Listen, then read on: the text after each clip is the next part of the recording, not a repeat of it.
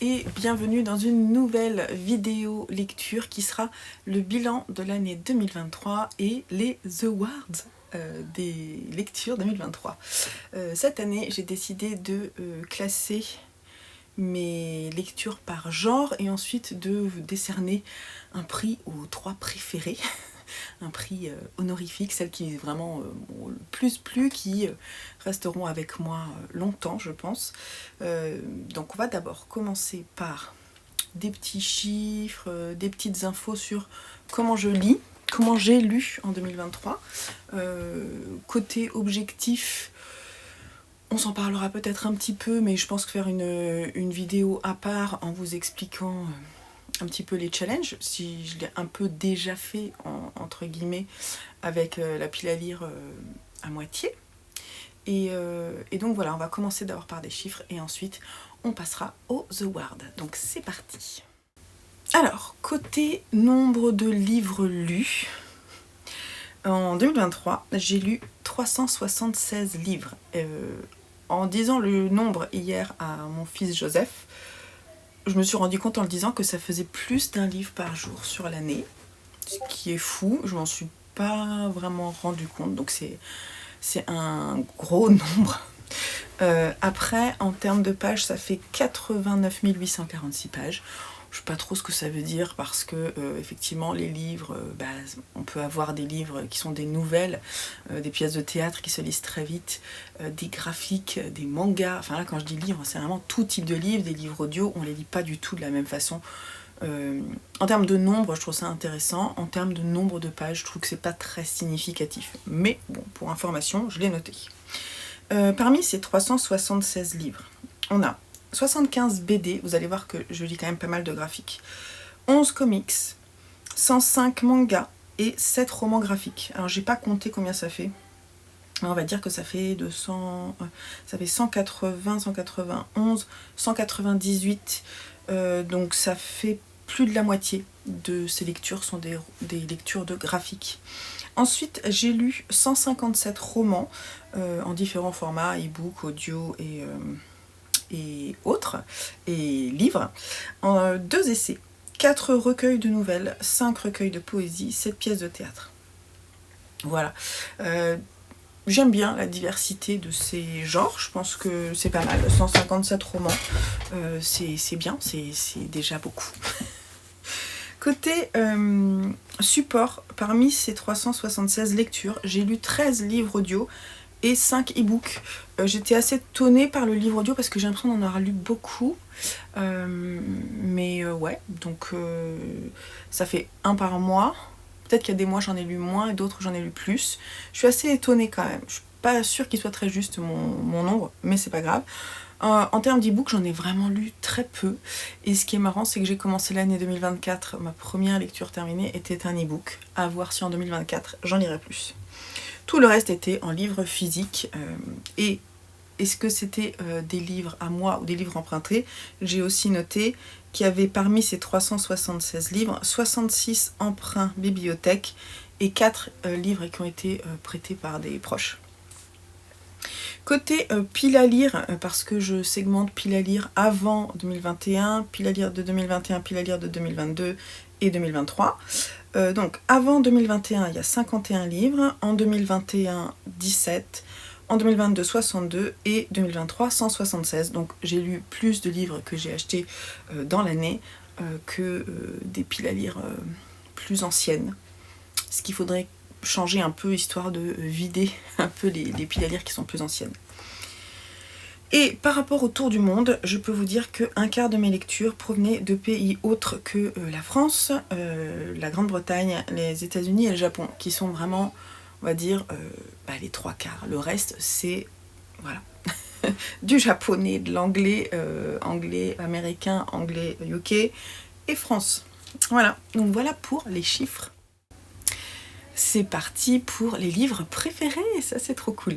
Vous savez que je fais souvent par 3, donc j'ai essayé de faire par genre, donc on a les classiques, le théâtre, la poésie, les nouvelles, le fantasy fantastique, la SF post-apo, l'historique, le contemporain, la mythologie, les romances, l'horreur, la terreur, polar thriller, Ensuite j'ai fait tour du monde avec un petit peu mes lectures préférées dans le tour du monde, les mangas et les BD comics. Et ensuite on va décerner les Super Awards. Donc c'est parti, on va commencer avec les classiques.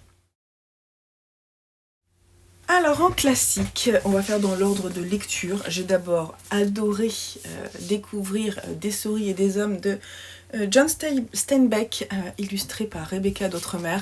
J'ai commencé l'année avec ça et quel plaisir. Alors de lecture autant que de visionnage de ces planches graphiques tellement belles, tellement immersive. J'ai développé une passion pour le travail de Rebecca d'Outremer depuis. Je cherche un peu tout, vous voyez.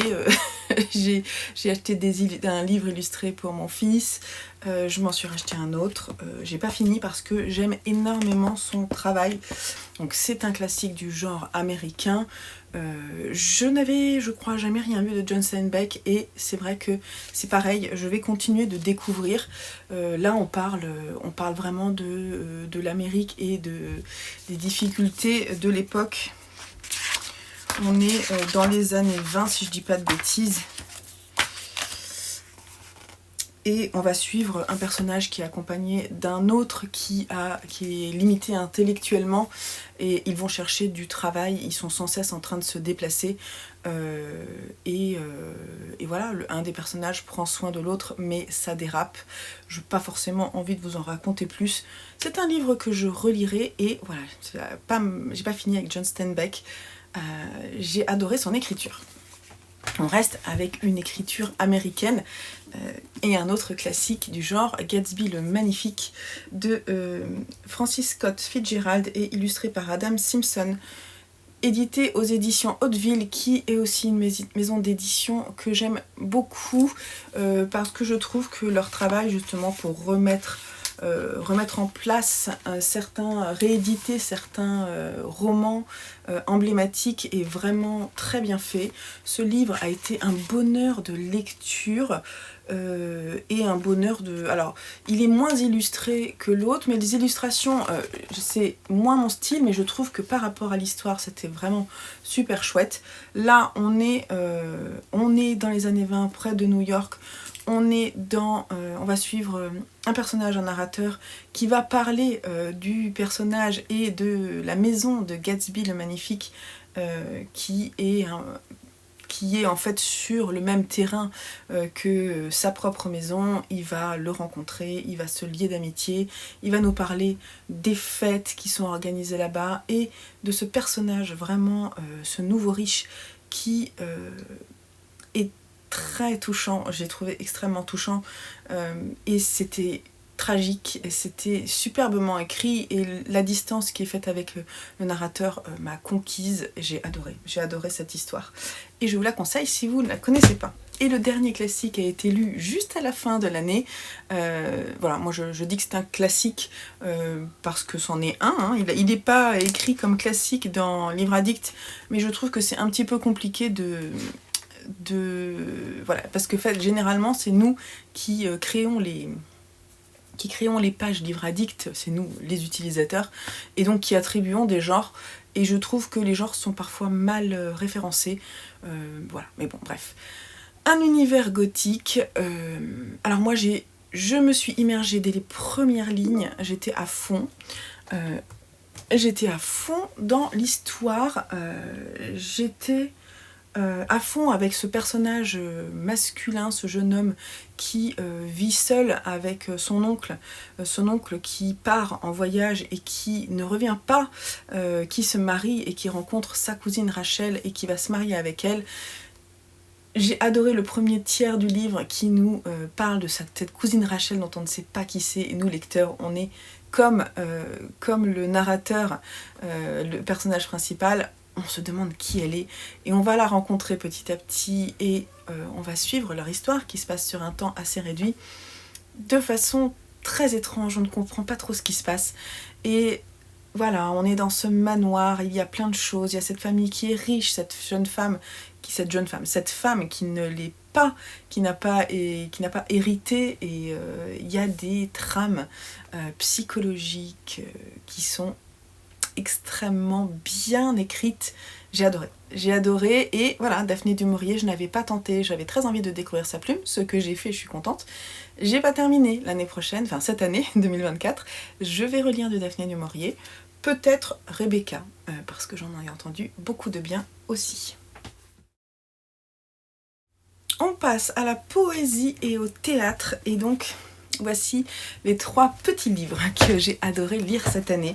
Tout d'abord, une mention spéciale pour la poésie de Cécile Coulon, avec ce recueil En l'absence du capitaine, édité chez Le Castor Astral. Voilà, j'ai lu ça cet été et j'ai pleuré dès, je dirais, la 10e page. J'ai pleuré là où j'ai coché, là, voilà. Là, j'étais en larmes. J'ai adoré la façon dont elle parlait de sa relation avec sa grand-mère. Globalement, j'aime beaucoup la poésie de Cécile Coulon, elle me touche en plein cœur. Et si vous ne connaissez pas, je vous invite à la découvrir. Pour le moment, j'ai lu un seul roman d'elle, Une bête au paradis. Et j'ai lu 2 recueils de poésie d'elle. Et c'est vraiment sa poésie qui me plaît. Mais j'ai dans ma pile à lire Seul en sa demeure, je crois. Et je vais retourner vers son écriture en roman et en poésie. Je crois qu'elle sort d'ailleurs en janvier, un nouveau recueil. Alors c'est peut-être un roman, je sais plus. En tout cas, il y a une nouvelle édition d'elle qui sort bientôt. Je la suis sur les réseaux, j'aime beaucoup la personne, l'écrivaine, et je la trouve hyper talentueuse. Donc je peux que vous le conseiller, voilà. Et puis ensuite j'ai mis 2 pièces de théâtre, alors je vais en parler rapidement sans vous parler de l'histoire. 2 pièces de Jean Anouilh que j'ai redécouverte ici parce que je l'avais lu quand j'étais étudiante. Antigone de Jean Anouilh et ensuite Médée. J'ai adoré autant l'une que l'autre, je dirais. J'ai adoré Médée sur la partie réinterprétation notamment du couple et j'ai adoré Antigone pour son côté tragique et son histoire justement sur le texte, sur la tragédie et ce qu'elle doit être. J'ai été subjuguée par les mots de Jean Anouilh. Il faut que je retourne vers sa plume, vers d'autres choses. J'irai voir. Voilà, à noter pour bientôt. Côté nouvelle, est-ce que j'ai tout? Non, il m'en manque une. Alors déjà, une nouvelle d'Haruki Murakami. Si vous me suivez depuis longtemps, vous connaissez vraiment mon admiration pour cet auteur. Et cette petite nouvelle qui s'appelle Sommeil et qui est éditée chez 10-18 est illustrée superbement par l'illustratrice qui l'accompagne souvent. C'est Kat Menchik et traduit du japonais par Corinne Atlan.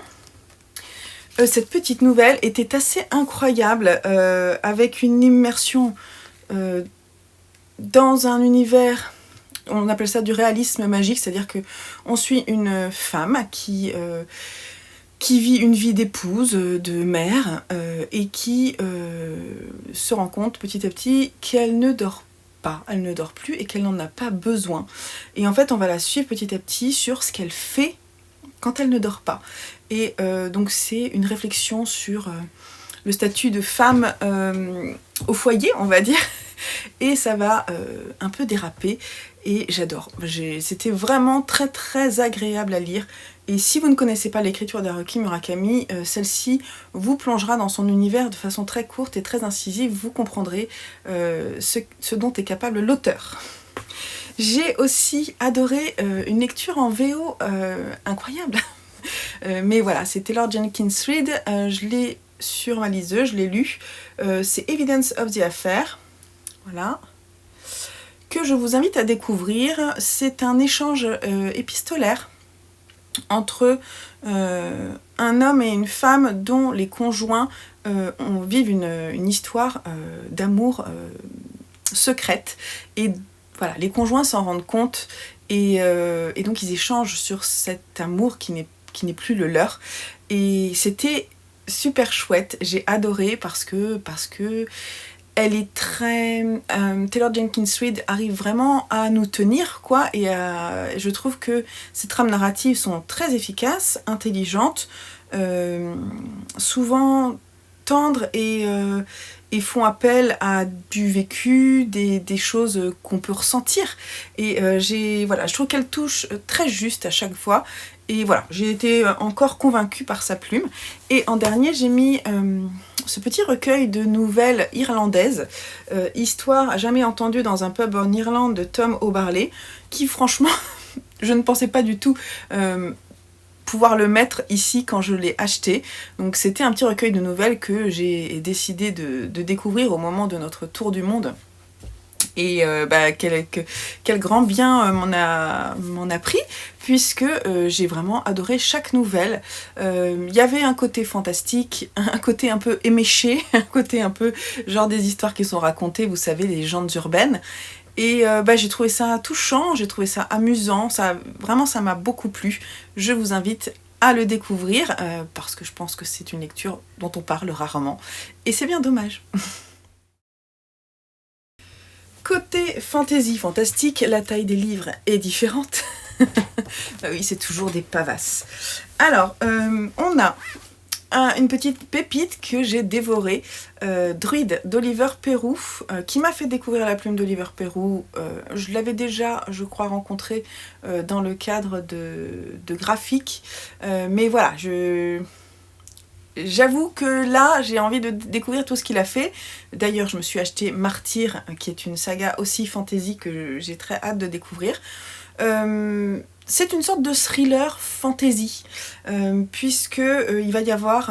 alors c'est compliqué parce que je ne vais pas avoir le temps de vous expliquer. Sachez juste que dans un univers un peu médiéval, qu'on est dans un univers où il y a des royaumes qui vivent et qui sont séparés par une sorte de faille, et puis qu'il y a une forêt protectrice dans laquelle vivent des druides et qui assure en fait la paix dans ces royaumes, sauf qu'il va y avoir un meurtre et que un druide va se rendre sur place.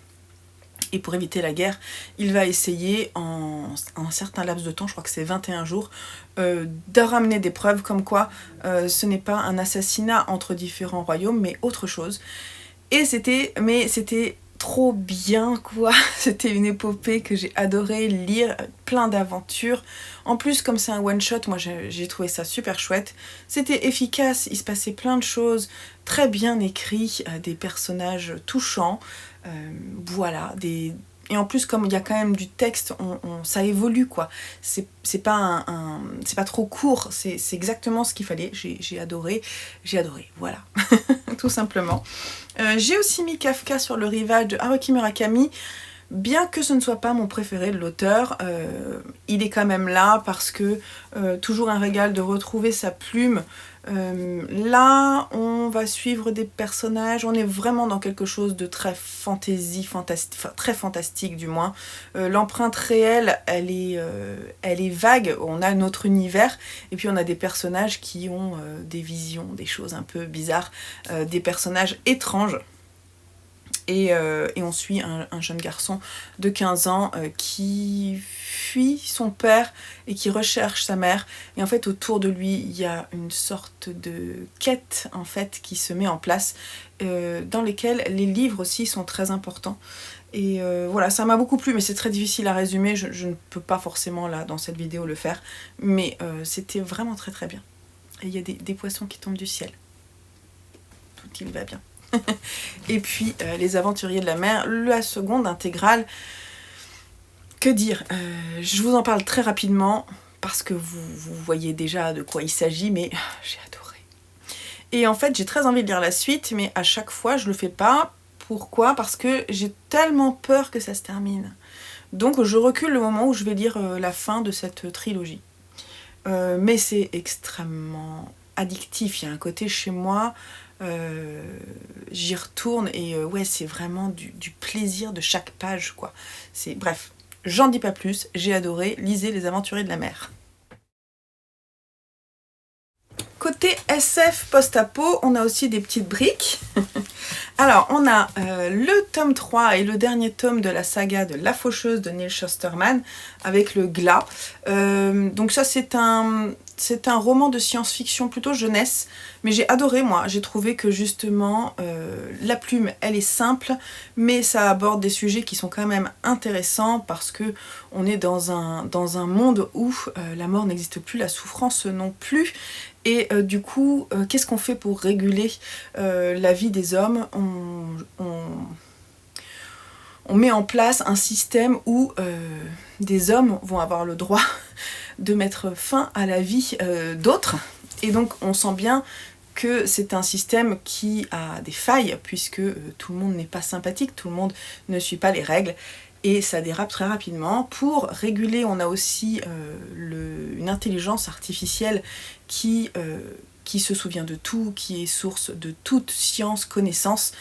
C'est pareil, ça c'est quelque chose qui n'est pas forcément bien vu, ou voilà, il y a des limites qui sont abordées à des utopies en fait, qui ont été mises en place, et voilà, c'est une sorte de dystopie, hein, je dirais. Et c'était super intéressant, les personnages sont plutôt bien tracés, c'est pas trop neuneux, il y a des histoires d'amour, mais c'est pas le cœur principal de l'histoire, c'est vraiment le système politique mis en place qui l'est. Et je trouvais que du coup c'était assez passionnant. Donc je vous le conseille, que vous soyez ado, jeune adulte, adulte ou vieux adulte, tout âge, sauf très jeune parce que c'est quand même une petite brique, mais c'était vraiment très bien. J'ai aussi mis Nos cœurs disparus de Céleste NG, je ne sais pas le prononcer, hein. On est chez Sonatine et c'est un livre de la rentrée littéraire que j'ai vraiment trouvé super chouette. Là aussi, on est dans un futur aux États-Unis et il y a des lois qui ont été mises en place, voilà, et qui... en fait, il y a eu des soucis avec certaines personnes, entre guillemets, hein, de culture étrangère, et donc en fait, elles ont été jugées dangereuses pour la société, et notamment la mère du personnage principal, qui est un jeune garçon, elle est partie, et en fait, le jeune garçon se retrouve à essayer de la retrouver, et il voit ce qui se passe, les règles qui sont mises en place, il voit très rapidement que déjà il y a des personnes qui essaient de laisser des messages ou qui essaient de changer les choses et qui sont tout de suite mises de côté. Et donc il trouve qu'il y a des trucs un peu étranges, le comportement de son père aussi, les règles, il remet en place pas mal de choses. Il y a une amitié aussi avec une jeune fille qui disparaît, il se pose des questions et il va partir à la recherche de sa mère. Et il va comprendre des choses. Et j'ai trouvé que c'était extrêmement bien fait, c'était touchant aussi, ça m'a touchée. Ouais, c'était assez passionnant, l'écriture était fluide, ça m'a bien plu. Et pour terminer dans la partie SF, voilà, j'ai lu le 2, 3, 4, si je dis pas de bêtises, cette année.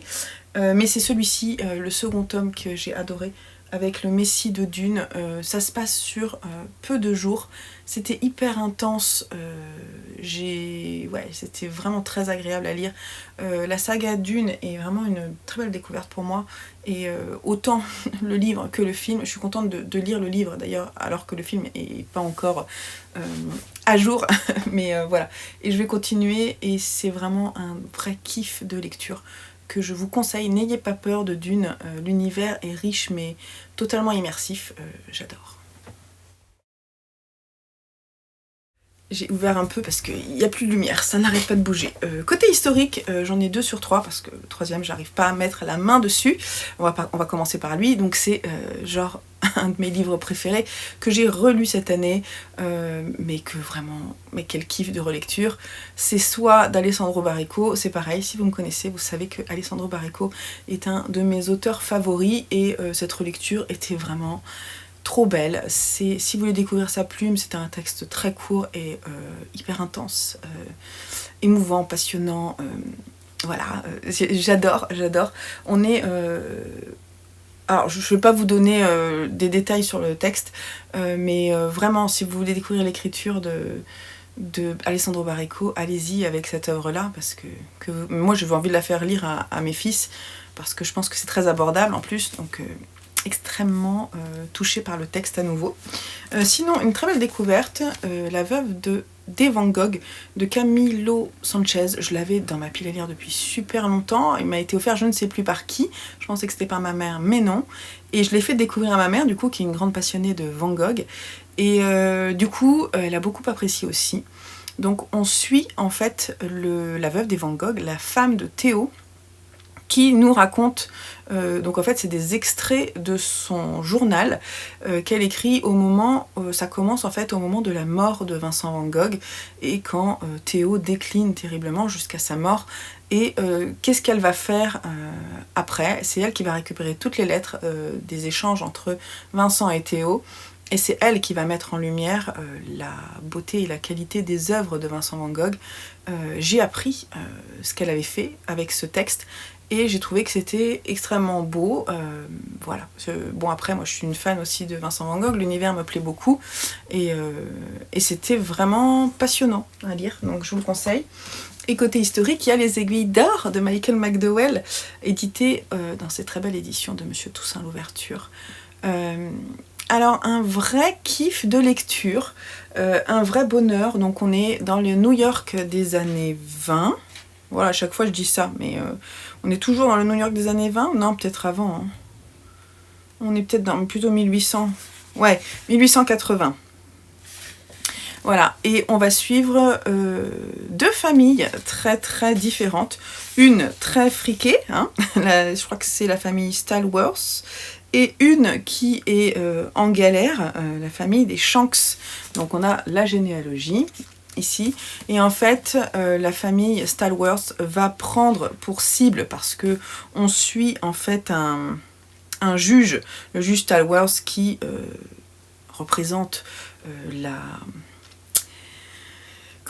haute société et qui prend pour cible un quartier particulier de New York où justement c'est la famille, l'autre famille qui règne dans des petites magouilles, voilà. Et donc en fait ils vont les prendre pour cible et on va suivre en fait en termes de saga les différentes parties de chaque famille et l'influence que toutes les décisions vont avoir sur le comportement des uns et des autres. J'ai trouvé en fait que c'était extrêmement bien fait. Effectivement, on est d'un point de vue très extérieur, ce qui a pu être souvent critiqué dans la plume de Michael McDowell. Mais moi, c'est ce que j'aime dans sa plume, c'est-à-dire que j'ai l'impression de voir un film dans ma tête quand je lis. C'est extrêmement bien décrit, il y a un rythme super. Et pour moi, c'était vraiment un régal de lecture, autant que Blackwater, dans un sujet complètement différent, qui n'est pas du tout fantastique, mais extrêmement passionnant. Si vous avez des images de Gangs of New York, moi ça m'a tout de suite fait penser à ça dans l'ambiance, et c'était trop chouette. Ça m'a beaucoup plu. Bref, je ne le vends pas, mais allez-y, allez lire Les Aiguilles d'or, et d'autres vont être publiés de cet auteur, et j'ai hâte, parce que je vais continuer à lire ses œuvres. Côté contemporain, alors j'en ai 4 parce qu'il y en a un qui a une genre de mention honorable. Vous savez, si vous me suivez, que le livre audio est une façon pour moi de lire des livres que potentiellement je ne sais pas s'ils vont me plaire. Et celui-ci a tapé juste et j'ai été vraiment touchée par l'histoire. Donc voilà, il a une mention honorable parce que je vous invite à le découvrir. C'est Tout le bonheur du monde de Claire Lombardo, édité ici chez Rivage, mais qui est aussi disponible du coup sur Audible. J'ai été très touchée par cette histoire de famille. On pourrait penser que c'est du feel good, mais pour moi ça l'est pas. C'est vraiment un livre contemporain sur les relations familiales et parfois la difficulté qu'on a de s'entendre dans les fratries. Là en plus on a l'histoire d'un couple, les parents de cette fratrie sont tellement amoureux, tellement unis que ce bonheur tellement fort, trop fort, cet amour n'a pas forcément que des effets positifs sur les enfants, et j'ai trouvé que c'était un point de vue super intéressant et je vous invite à le lire parce que en plus c'était très très bien écrit. J'ai pleuré, ça m'a touchée et c'était un livre audio, donc c'est possible. Ensuite, 3 romans que j'ai adorés. Alors je vais passer vraiment rapidement. L'heure des oiseaux de Maud Simoneau. Là on est sur l'île de Jersey en 1959 et c'est inspiré, je crois, d'une histoire vraie de ces orphelinats où les enfants étaient abusés. Et on va suivre en fait dans une double temporalité la quête d'une jeune femme qui revient sur l'île et qui va retourner sur les pas. Voilà, c'est ça. Afin d'enquêter sur le passé de son père. Et en fait, elle va comprendre petit à petit ce qui s'est passé et c'est terrible, avec une écriture très incisive, très juste, qui touche là où ça fait mal, mais de façon très subtile. Voilà, moi j'aime bien ça. Un livre qui m'a fait pleurer et que j'ai adoré, alors que je pensais qu'il allait passer sur moi en me disant ouais, pourquoi pas. Non, il a complètement tout chamboulé chez moi. Le rêve de Ryosuke de Durian Sukegawa, édité chez Albin Michel. J'avais déjà lu un autre roman de lui, ouais, Les Délices de Tokyo, que j'avais bien aimé, mais moins. Alors, c'est l'histoire, c'est un peu toujours la même chose, c'est-à-dire que on prend des personnages qui ont souffert, qui sont vraiment dans une situation critique de leur vie et qui sont en reconstruction, et c'est pas toujours évident. C'était un peu le même principe avec Les Délices de Tokyo. Là on suit un jeune homme, là on a deux autres personnages qui sont des personnes qui arrivent sur l'île où il va de la même façon que lui. On apprend petit à petit des choses, on voit évoluer les personnages petit à petit.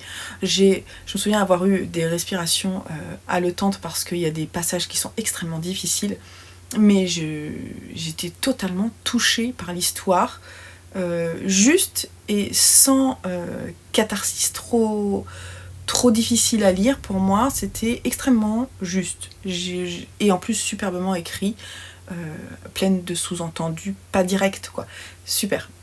Et encore un autre livre, alors ça c'est une sorte d'ovni, hein, 100 ans de solitude de Gabriel Garcia Marquez, édité ici au Point. Et ce livre, vous allez l'aimer ou vous allez le détester, il faut se laisser porter, donc c'est une sorte de saga familiale, très étrange, il y a un côté fantastique. C'est mes enfants qui préparent à manger, donc je suis attendue à table. Donc en 1 minute, je dois vous raconter. En fait, c'est une sorte de saga familiale avec... il se passe des choses très étranges. On est vraiment en Amérique du Sud. Et puis c'est la famille Buendia. Et elle est condamnée à 100 ans de solitude dans un village. En fait, y a plein de personnages. Il y a plein d'enfants qui s'appellent à peu près de la même façon. Et en fait, on se laisse guider par la plume envoûtante et qui reprend des trames du début jusqu'à la fin qui se répètent. Et donc en fait c'est très étrange, on ne sait plus qui est qui, on est perdu avec lui, mais on se laisse porter. Si vous vous laissez porter, l'écriture est fantastique. Bref, lisez 100 ans de solitude, c'est un chef-d'œuvre. Donc un repas après, je reviens pour la suite des awards avec la mythologie.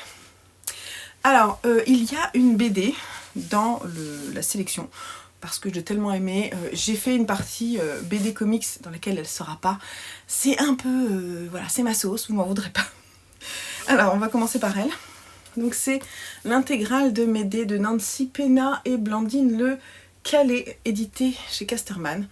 J'ai vraiment beaucoup aimé cette interprétation graphique du mythe de Médée, parce qu'on la suit de l'enfance jusqu'à sa mort, sa vieillesse, sa mort, et j'ai appris des choses que je n'avais pas apprises sur d'autres supports sur la vie de Médée. Et voilà, les dessins sont chouettes, ça se lit très bien, c'est fluide, les personnages sont attachants et il y a plein de détails. Donc si vous voulez lire un texte vraiment bien interprété de la mythologie grecque, allez lire Médée. Ensuite, 2 romans, une petite nouvelle, enfin je pense que c'est une novella. Je sais pas à partir de quelle taille de livre on dit que c'est une novella. En tout cas, c'est l'Odyssée de Pénélope de Margaret Atwood, édité chez Pavillon Poche, qui est de Robert Laffont. C'est ça, hein. Et en fait, là, c'est l'Odyssée, vue du point de vue, bien sûr, la lumière revient, vue du point de vue de Pénélope. Et non plus d'Ulysse. Et donc c'est ça qui était intéressant. Ça parle pas mal on aborde vraiment le sujet du féminisme de façon intelligente. On comprend des choses aussi, enfin, on comprend après ces interprétations à chaque fois de textes qui datent, hein, qui ont été transmis.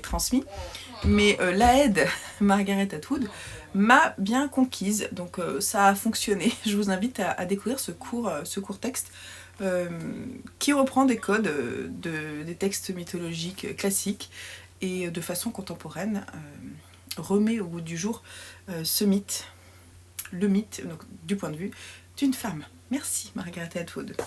Et une très belle découverte avec Ariane de Jennifer Saint chez Sabran, dans ce très très beau livre. C'est pareil, à chaque fois, moi, je tiens à dire que quand je vois des livres comme ça, je me dis toujours, oh là là, ça va être une histoire d'amour. Vous savez, c'est les histoires d'amour, les histoires de fantaisie, mais en fait, le livre est très beau et à l'intérieur, généralement, c'est... Et ben là, non, là, ça a marché. Ça, c'est aussi un livre de la rentrée littéraire. Moi, je connaissais rien, en fait, à Ariane, enfin, très peu. Et du coup, j'ai appris énormément. J'ai vraiment beaucoup aimé sa plume. J'ai aimé la façon dont elle parlait de la relation entre les deux sœurs, entre Antigone et Ariane. Ça m'a beaucoup plu. Voilà, on réinterprète toute l'histoire, donc du coup on va parler du Minotaure, on va parler de la vie d'Ariane sur l'île. Oui, donc elle va sur l'île de Naxos et elle rencontre Dionysos, et voilà, toute leur relation, la vie sur l'île, la vie de Dionysos, personnage très intéressant également. La relation amoureuse, on parle de la relation amoureuse, de la tromperie, de la confiance dans une relation amoureuse, qu'on parle d'Ariane et de Thésée ou de Thésée et d'Antigone. Voilà, c'était vraiment très intéressant, passionnant, voilà, passionnant vraiment, donc ça m'a beaucoup plu, je vous le conseille. On passe aux romances, entre guillemets, les romans d'amour. Et j'en ai que 2 avec moi parce que le 3e, je l'ai emprunté à la bibliothèque, on va en parler tout de suite. C'est Mungo, Young Mungo en anglais. Donc, Mungo de Douglas Stuart. Bah oui, en plus, j'ai relu d'autres choses de lui après, donc je dois m'en souvenir de son nom. Cet auteur écossais très doué, qui avec ce livre m'a fait passer par beaucoup d'émotions. J'ai trouvé que c'était une écriture, alors c'est pas que une romance, hein. Pour moi c'est vraiment pas un livre, je taguerai pas forcément que de romance, mais l'histoire d'amour est tellement belle que j'ai envie d'en parler ici. Donc c'est l'histoire d'amour entre 2 jeunes enfants, un catholique, l'autre protestant. On est en Écosse et on est dans les années 1990, je crois. Et c'est des conditions de vie difficiles. On suit Mungo qui vit avec sa mère et sa sœur. Et sa mère est alcoolique. Enfin, on a vraiment une vie difficile où ils ont du mal à joindre les 2 bouts. La sœur s'occupe pas mal de Mungo. Mungo, son grand frère, en fait, chasse, si je dis pas de bêtises, les protestants, c'est ça, ou inversement. Ouais, ils sont catholiques. Et du coup, Mungo tombe amoureux d'un protestant. Pas de chance. Et en plus, c'est un homme. Donc, double pas de chance. Voilà, c'est dit comme ça, c'est vraiment une fresque sociale avec au centre un personnage très pur qui se pose plein de questions sur sa vie, dans sa famille, voilà. Mais on parle pas que de lui, on parle de plein de choses. Et en plus, il y a des allers-retours dans le temps, parce qu'il se passe quelque chose en particulier. La relation avec la mère, enfin, les relations familiales sont extrêmement fortes et difficiles, mais ça m'a complètement remué. La fin de ce livre, j'ai fini en larmes. J'ai adoré le personnage de Mungo, j'ai adoré ce livre, et je vous le conseille à 1000%. Sinon, 2 autres romances que j'ai beaucoup aimées, que j'ai trouvées étonnantes et qui ne m'ont pas fait lâcher le livre du début jusqu'à la fin. Il y a d'abord Eleanor and Park de Rainbow Rowell, édité chez PKJ, donc un public jeunesse, mais ça a fonctionné avec moi. C'est pareil, je crois qu'on est... On est où? On est en Amérique? Je sais plus. On est en 1986. Eleanor, elle est pas très jolie. Elle est trop rousse, elle est trop ronde. Et en fait, elle va rencontrer Park, qui est un jeune garçon solitaire et secret. Et voilà, c'est une histoire d'amour, alors une histoire d'amitié. C'est pas qu'une histoire d'amour, c'est pareil. C'est-à-dire qu'on suit toute la vie de ces 2 personnages dans leur quotidien. Et notamment celle d'Eleanor qui n'est pas facile parce qu'elle vit dans une maison où il y a des violences. Et donc en fait elle veut fuir, et dans sa relation amicale d'abord avec Park, elle va un tout petit peu s'épanouir, et on va voir que son évolution fait partie de son apprentissage de l'amour et de sa relation avec lui. Park, il est aussi différent, il est d'origine asiatique si je dis pas de bêtises, et Eleanor, elle est hors norme. Et là, ils ont des écouteurs parce qu'en fait, ils se retrouvent à être assis à côté dans le bus, et en fait, ils échangent sur goûts culturels, notamment autour de la musique, et c'est comme ça que ça les rapproche. Et je trouvais que c'était très... c'était pas facile hein, comme lecture, la romance est quand même en second plan, mais voilà, c'était vraiment un roman d'apprentissage très chouette que je vous conseille et que je conseille aussi aux jeunes parce que vraiment ça se lit très très bien. Il y a aussi, si je dis pas de bêtises, non il n'y a pas d'échange de SMS parce qu'elle n'a pas de téléphone. Non. Et Verity de Colleen Hoover, édité ici chez Hugo Poche. Voilà. Alors là, on mélange thriller et romance.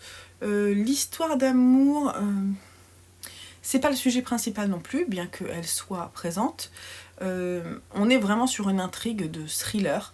On va suivre, alors si je dis pas de bêtises, Verity c'est une autrice, mais un peu pas super connue, dont la maison d'édition sait pas trop quoi faire. Et en fait, elle va se retrouver par être recrutée par un homme, je ne sais plus comment il s'appelle, Lowen, c'est ça? Non. Jérémy. Voilà, Jérémy. Et en fait, Verity, c'est pas le prénom de l'héroïne principale, c'est le prénom de la femme de Jérémy. Elle a eu un accident et en fait, elle est paraplégique ou quelque chose comme ça. Et en fait, le personnage de... comment s'appelle-t-elle? Lowen. Lowen, elle, en fait, elle va arriver dans cette maison pour écrire, puisque Verity, c'est elle, en revanche, une grande écrivaine, et que du coup, comme elle est plus capable d'écrire, on va demander à Lowen d'écrire la fin de sa grande saga très réputée, et donc elle va devoir se déplacer pour retrouver ses écrits, pour se plonger dans les notes de l'autrice. Et elle va pas plonger que dans ses notes, elle va plonger dans un drame familial terrible. Et c'était bien, c'était hyper rythmé, j'ai lu cet été. Bah, j'avais pas mal d'a priori et j'ai adhéré, franchement ça s'est bien passé. Alors c'est pas non plus le roman du siècle, mais j'ai bien aimé et je vous le conseille si vous voulez lire une romance qui ne parle pas que de romance, je vous le conseille. On passe au roman d'horreur, terreur, et on va commencer un tout petit peu avec des mangas parce que j'ai lu énormément de mangas, vous l'avez vu, et que j'avais envie de mettre des mentions spéciales pour les mangas d'horreur et de terreur parce que c'est un univers que j'aime, c'est un thème que j'aime beaucoup dans les mangas et je trouve que les japonais sont très très forts dans le genre, donc on va d'abord commencer par ça. Alors là, je vous en montre un parmi d'autres, je suis en train de lire et j'ai débuté en 2023 cette saga, Les Liens du Sang, de Shuzo Oshimi, édité chez Kiyun Édition. Et je me régale. Alors on est sur de l'horreur psychologique, de l'angoisse psychologique. Une relation toxique entre une maman et son fils. C'est vraiment ça le sujet principal. On est sur des ambiances très focus sur les angoisses de ce jeune garçon par rapport à l'attitude de sa mère. C'est hyper oppressant, en même temps dessiné d'une main de maître. Moi j'adore les regards, on sait pas trop ce qui se passe, on sait pas ce qui se passe dans la tête de cette femme. Le gamin panique assez souvent, il sait pas quoi en faire et il a beaucoup de mal à vivre sa vie au quotidien. Découvrez Les Liens du Sang. Moi j'ai lu d'autres choses de lui, je crois que c'est lui qui a fait La Fille de la plage que j'ai pas du tout aimé.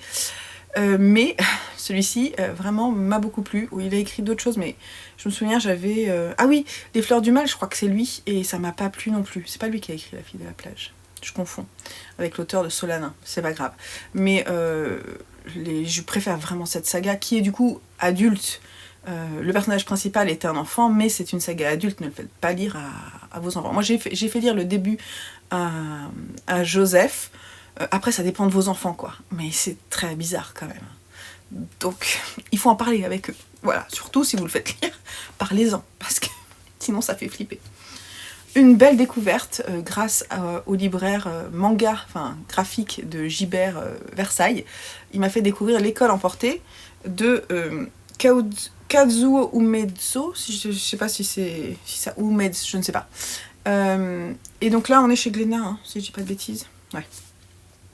En fait, il m'en a parlé comme, voilà, si vous aimez Junji Ito, vous aimez les univers comme ça, les liens du sang, allez lire la base. La base, c'est ça. Ça va vous plaire. C'est old school, mais ça peut vraiment vous plaire parce qu'il y a un côté vraiment très psychologique. J'ai adoré. J'ai le second tome dans ma pile à lire, j'ai adoré, hein, parce que effectivement on est sur des dessins vachement plus old school, mais l'histoire elle est totalement barrée de cette... C'est une école, l'école emportée porte bien son nom, c'est une école qui est déplacée, on ne sait pas où, je vous dirai pas où, elle est plus là. Il y a une sorte de, vous savez, on est au Japon et il y a un tremblement de terre, donc tout le monde a peur parce que c'est vraiment une magnitude très très forte. Et en fait, on retourne sur les lieux de l'école et on trouve plus rien, quoi. Voilà, ça a été arraché du sol, il n'y a plus rien. Et en fait, bon, j'ai pas envie de vous raconter la suite parce que vraiment il faut aller lire. C'est un manga qui est assez costaud, hein, il y a pas mal de pages, pas mal de textes. J'ai très envie de savoir la suite, je crois qu'il y a 5 ou 6 tomes, quelque chose comme ça. Génial. Et une très belle réécriture d'un des chefs-d'œuvre de Lovecraft avec l'appel de Cthulhu, ici par Gutanabe, dans cette très belle édition de chez Kiyun. Alors ben, moi j'avais lu l'année dernière l'appel de Cthulhu, qui est sous forme de différentes nouvelles parce que on suit différents personnages dans cette histoire de recherche de cette créature fantastique qui sommeille et qui va sortir des tréfonds de l'océan de je sais pas où pour ensuite mettre fin au monde entier. Et voilà, il y a tout ça, il y a des rituels, il y a l'histoire d'un jeune homme qui retourne sur les traces d'une personne de sa famille aujourd'hui décédée mais qui a laissé des textes et donc petit à petit il fait lui-même le même parcours, il va plus loin et il découvre des choses qui dépassent tout entendement. Et c'est juste hallucinant. Et du coup, l'univers graphique rajoute une portée dont j'avais besoin. Parce que moi, je me souviens que la lecture de Lovecraft m'avait laissé parfois un petit peu... j'en avais marre. Je trouvais ça... Il y avait des passages assez longs, très descriptifs, qui m'avaient pas trop plu. Mais l'adaptation manga est bien au-delà pour ma part. Et du coup, remet l'histoire au goût du jour. Et c'est parfaitement fait. Voilà, donc je vous invite à le découvrir.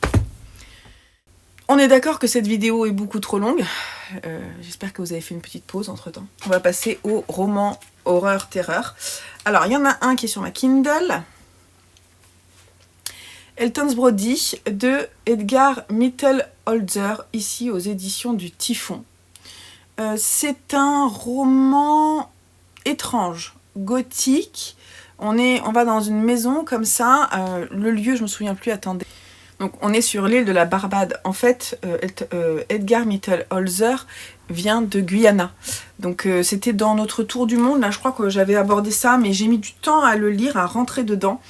Et pourtant, l'ambiance, je me souviens de l'ambiance. Donc on a une végétation très très luxuriante et une maison où habite une femme qui a perdu son mari, et au début elle a l'air tout à fait normale. Le personnage principal va être recueilli par cette femme parce qu'il n'a pas trop d'endroit pour loger, et en fait on se rend compte petit à petit de qui elle est et de ce qu'elle fait dans la relation avec les autres. Il se passe des choses étranges, les personnages secondaires, notamment son personnel de maison, des trucs trop chelous.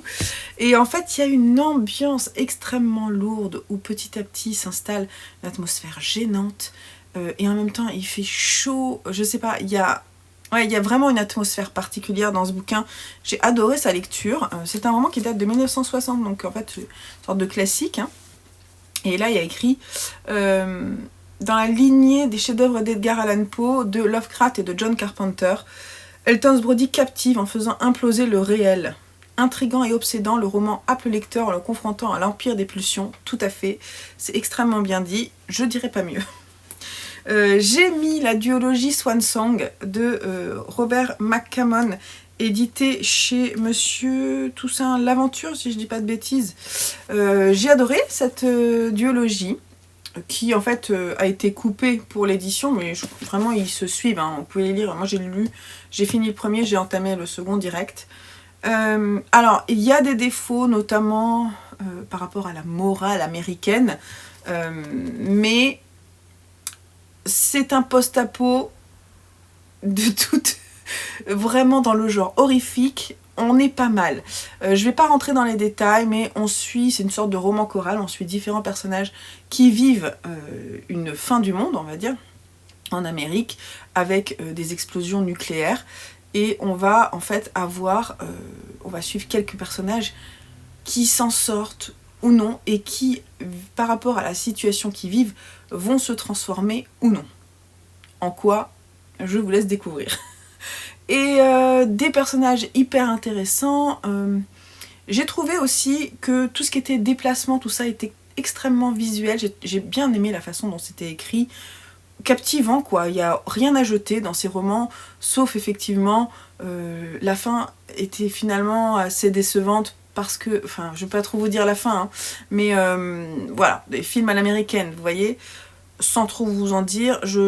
Bon, c'était pas mal. En même temps, je vois difficilement comment on aurait pu faire autrement. Ça m'a pas forcément déçu, mais en même temps, le second roman était super parce qu'il se passe énormément de choses et on s'y attendait pas forcément. Enfin, moi, je m'y attendais pas forcément. Mais après, ce qui en est fait, l'interprétation qui en est faite de ce que ça représente, de toutes les transformations, c'est bon, un peu dommage, quoi. J'aurais voulu qu'on aille un peu plus, vous voyez, du côté horrifique et psychologique. C'est tout ce que je peux dire, mais c'était vraiment très très bien. C'était vraiment chouette. Je vous invite à découvrir. En plus, avec des couvertures old school, là, trop bien.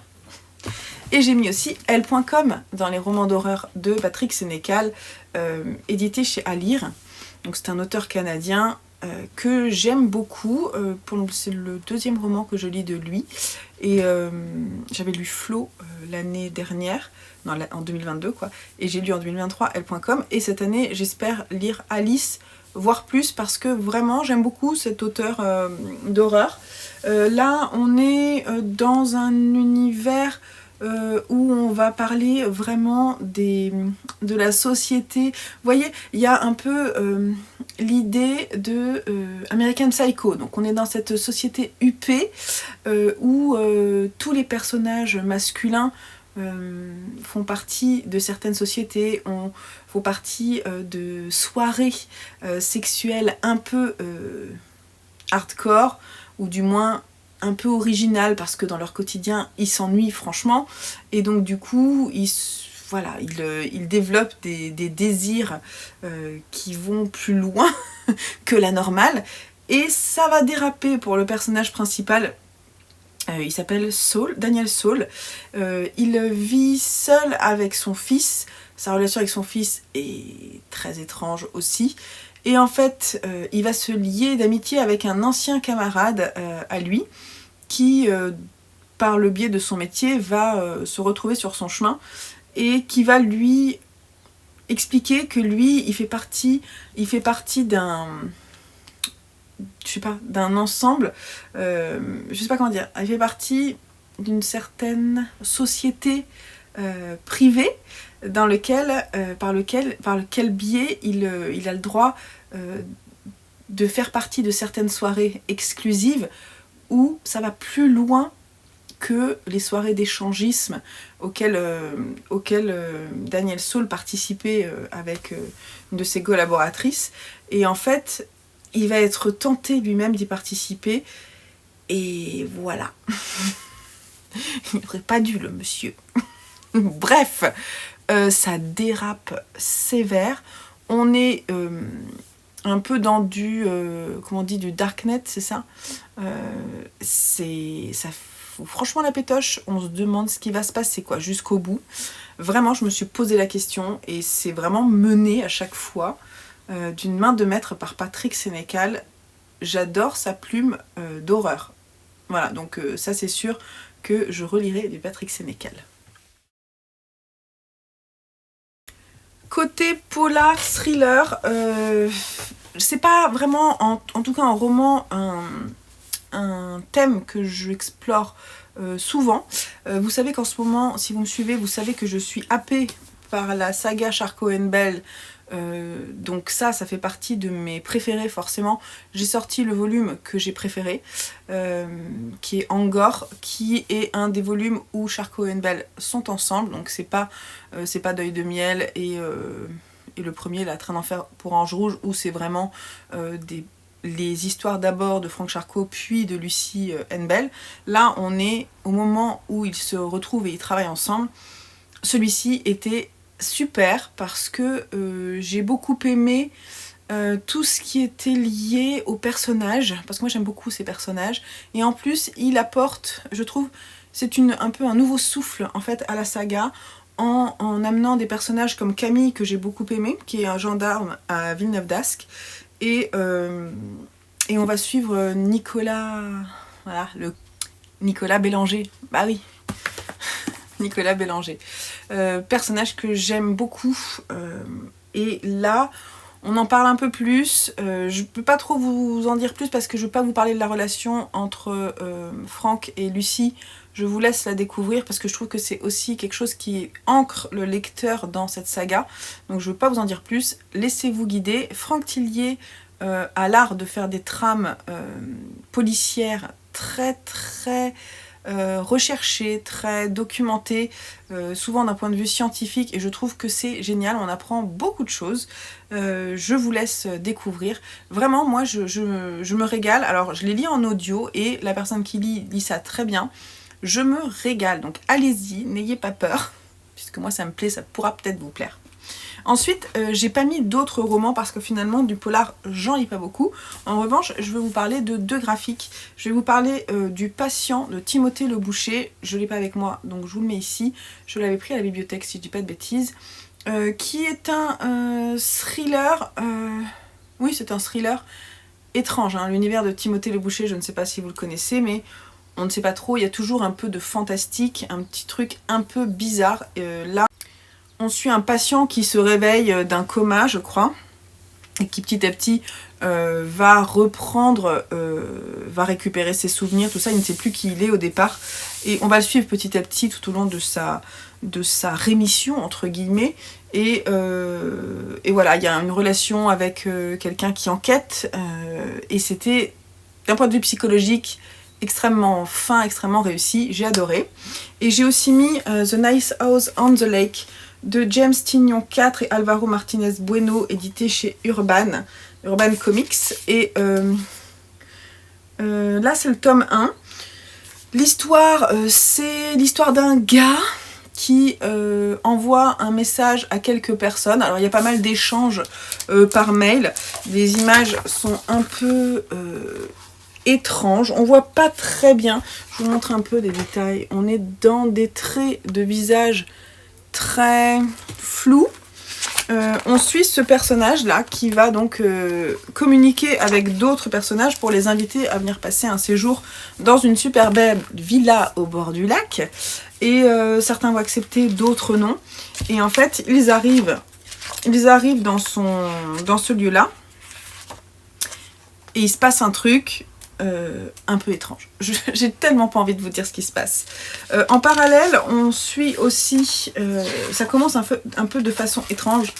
Voilà, par exemple, ça commence comme ça. Elle dit « C'était à Brooklyn. La soirée touchait à sa fin. Une soirée d'été comme on les enchaîne en début de saison. » Bref. Et chaque personnage, en fait, on sent qu'ils sont dans un endroit un peu bizarre. Genre apocalyptique, quoi, vous voyez. On a des images comme ça. Donc on voit bien qu'il y a une atmosphère d'horreur, enfin d'horreur, de fin du monde, vous voyez. Et on se retrouve en parallèle un peu avant, et puis après on a des échanges comme ça. Le format est étrange, mais effectivement ça a tous les traits d'un thriller. C'est très spécial, hein, mais... Voilà, moi j'ai lu les 2 premiers, le 3e je sais pas quand est-ce qu'il sort, j'ai envie de savoir ce qui va se passer. Il y a un côté fantastique, mais je vous en dirai pas plus, j'ai beaucoup aimé. Alors pour les awards du Tour du Monde, j'en ai plus que 3, mais je vais vraiment vous en parler très rapidement dans toutes les lectures qu'on a faites, c'est-à-dire quand même beaucoup, puisque j'ai quasiment lu à chaque fois 3 romans de la région, plus des graphiques. J'ai fait de super belles découvertes. Je me souviendrai de Homo sapiens, de je ne sais plus qui, je vous mettrai l'affiche ici, qui est une autrice groenlandaise, et moi j'avais jamais découvert ça. J'ai beaucoup aimé cette photographie de la jeunesse groenlandaise et de toutes les difficultés qu'ils pouvaient vivre au quotidien, notamment dans leurs différences. J'ai adoré, alors celui-là j'ai découvert Giulio Macaione dans l'exploration en Italie, ici avec Basilico d'Ankama, mais j'ai aussi Sirocco que j'ai beaucoup aimé. Vraiment, alors là c'est une BD qui m'a touchée en plein cœur. J'aime beaucoup l'univers de ce dessinateur et auteur. Souvent avec des histoires familiales difficiles, des drames qu'il faut surmonter, et c'était extrêmement touchant. J'aime beaucoup ce que cet auteur fait. Je pense à 100 ans de solitude dont je vous ai déjà parlé pour la Colombie. Je pense à Miss Island pour l'Islande qui a été une très belle découverte. Également de la vie en Islande. C'est rare en fait de lire enfin pour moi c'est rare de lire des livres provenant de cette région-là, et j'ai envie d'y retourner, ça m'a beaucoup plu. C'est Odur Ava Ólafsdóttir je crois, et j'ai repris un livre d'elle, Eden, là, qui est sorti à la rentrée littéraire, que j'ai envie de découvrir. Et je pense aussi à No Home de Yaa Gyasi pour le Ghana, qui a été aussi une très belle découverte de plumes, avec une histoire de femmes sur plusieurs générations. C'était superbe, c'était vraiment superbe. On va passer au manga et au BD. Alors pour les mangas, ça a été assez simple parce que vraiment j'ai des coups de cœur. Je suis en train de lire, j'ai relu d'ailleurs, Les Enfants de la Mer, ça c'est une relecture de Daisuke Igarashi chez Moonlight, dans cette très belle édition. En fait ils sont en train de les sortir, il y a le tome 4 qui est sorti, le 5 n'est pas encore sorti. J'ai lu les 3 premiers, le tome 4 est dans ma pile à lire. J'adore cet univers étrange où l'océan, la mer et 2 enfants venant de ce lieu et ayant été élevés en fait dans la mer apportent une dimension troublante. Et les relations entre les différents personnages avec cette jeune fille et ces 2 enfants bizarres, c'était vraiment, vraiment chouette. Je suis un peu hypnotisée par ce manga. Les dessins, je les trouve vraiment fabuleux, très poétiques, et j'attends de voir la révélation finale, ce qui va se passer, quoi. Je vous le conseille, mais c'est quand même un peu perché. J'ai adoré la trilogie Léviathan de Shiro Kuroy chez Kiyun Seinen. Donc c'est de la science-fiction, un peu horrifique, hein. Et on est dans l'espace, il y a un vaisseau qui a été abandonné et on va aller... alors attendez, j'essaie de vous lire un peu quand même le début. Au fin fond de la galaxie, le Léviathan, qui est un immense vaisseau spatial, il flotte à la dérive et des pilleurs d'épaves vont s'y introduire. Ils vont découvrir le journal intime d'un collégien, Kazuma, qui va relater des événements qui ont eu lieu dans les entrailles du navire. Et c'est hallucinant, parce que du coup il y a des allers-retours, des liens qui se font dans l'histoire. C'était superbe. Et alors les dessins aussi, avec un style vraiment particulier, je trouve, au dessin, que j'ai vraiment apprécié. Une ambiance très spéciale que j'ai adorée. En revanche, je dirais que c'est pas avant 16 ans. Mon fils Simon voulait le lire, mais j'ai dit non parce que je trouve que c'est pas évident à lire quand on est jeune. Mais bon, ça peut attendre. Et puis j'ai fini, il y a pas très longtemps, Dragon Head de Minetaro Mochizuki, édité chez Pika Graphique, avec ses 2 derniers volumes, le 4 et le 5. Là ça va très très loin, on va très très loin dans les peurs des hommes. On est sur un manga qui est pour moi un chef-d'œuvre, hein. C'est vraiment un chef-d'œuvre, autant sur la forme, enfin sur le dessin, que sur le fond, où il explore, il va très très loin en fait dans la recherche par rapport à nos peurs, par rapport aux guerres, par rapport à la fin du monde, par rapport à plein de choses. Les peurs les plus ancestrales sont toutes décrites dans ces romans, et c'est pas forcément évident dans ces romans graphiques, ces mangas graphiques, c'est hallucinant quoi. Donc voilà, il faut être bien accroché pour les lire, mais quel univers de folie, j'ai adoré. Alors, dernière catégorie avant les grands awards, les BD et les comics. Alors déjà, il y en a un que j'ai pas, mais ne m'oublie pas, de je sais plus qui, mince, je ne sais plus, c'est écrit là.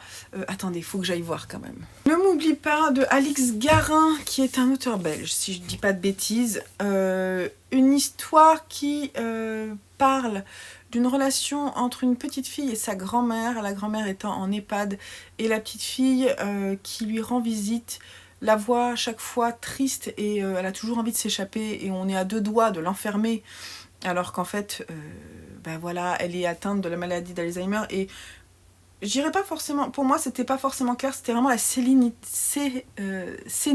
j'ai du mal, et en fait du coup elle dérive vers ses souvenirs et elle se retrouve petite fille souvent à vouloir retourner dans sa maison d'enfance et sa petite fille décide de la kidnapper pour un road trip en lui disant qu'elle va la ramener dans sa maison d'enfance.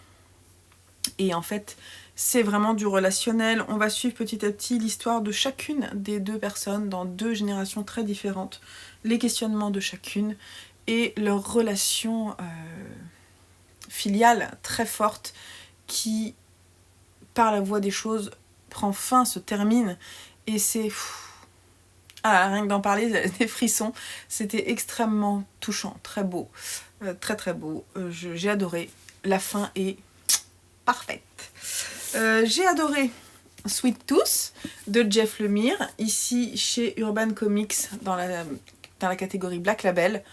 Génial, génial. J'avais peur d'y aller parce que j'avais d'abord vu la série et que je me disais que le dessin avait l'air tellement différent, je savais pas trop à quoi m'attendre et j'ai adoré, mais au-delà de toutes mes espérances, puisque vraiment j'ai trouvé que c'était beaucoup plus sombre, l'histoire est différente, bon, elle a la même trame, mais y a des partis pris qui sont vraiment différents. Les personnages, on les retrouve, mais du coup, ils n'ont pas forcément les mêmes facettes, ils sont pas si gentils, ils sont pas si beaux, ils sont pas nets, et voilà, j'ai trouvé que c'était super chouette. Et j'ai lu les 3, il y en a 4 je crois, mais le 4e est un volume à part que j'ai aussi beaucoup aimé. Mais voilà, donc je vous montre le premier, mais j'ai adoré toute la saga, je vous la conseille. Et j'ai aussi mis Ces jours qui disparaissent de Timothée Le Boucher chez Glénat. On est dans une histoire assez fantastique. En fait, on suit un personnage qui est gymnaste, qui a une vie assez normale. Et en fait, un jour, il va se réveiller et il va se rendre compte qu'il ne sait pas ce qu'il a fait pendant 24 heures.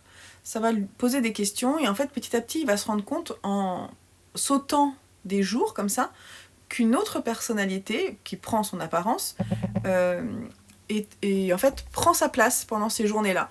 Et donc il va y avoir des questionnements pour savoir qui est cette personne-là. On est toujours du point de vue au départ de ce personnage-là, on n'est jamais de l'autre côté et en fait on se pose des questions en même temps que le personnage principal de savoir qu'est-ce qui se passe, pourquoi et comment.